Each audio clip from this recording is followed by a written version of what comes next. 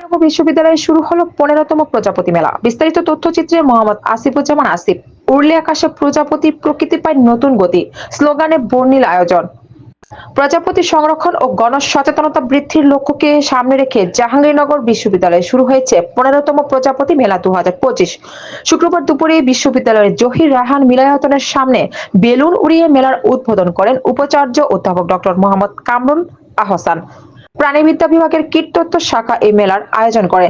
প্রকৃতি সংরক্ষণে উল্লেখযোগ্য অবদানের স্বীকৃতিস্বরূপ এই বছর বাটারফ্লাই অ্যাওয়ার্ড প্রদান করা হয় দেশের খ্যাতিমান বন্যপ্রাণী বিশেষজ্ঞ ও সংরক্ষণবিদ ডক্টর আলী রেজা খানকে।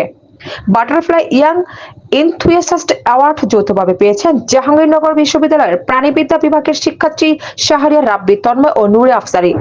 মেলার উদ্বোধনী অনুষ্ঠানে বাটারফ্লাইস অব বাংলাদেশ বইয়ের 3য় সংস্করণ ও উন্মোচন করা হয়। দিনব্যাপী আয়োজনে ছিল মেলা উদ্বোধন ও পুরস্কার প্রদান, প্রজাপতি বিষয়ক র্যালি, প্রজাপতির গল্পে পাপেট শো ও অরিগামি প্যারেড, শিশু কিশোরদের জন্য ছবি আঁকা প্রতিযোগিতা, প্রকৃতি ও প্রজাপতি বিষয়ে কুইজ, পুরস্কার বিতরণী ও সমাপনী অনুষ্ঠান। প্রতি বছরের মতো এবারও মেলা প্রাঙ্গণ ছিল শিক্ষার্থী, গবেষক, প্রকৃতিপ্রেমী এবং শিশু কিশোরদের মিলন মেলায় পরিণত।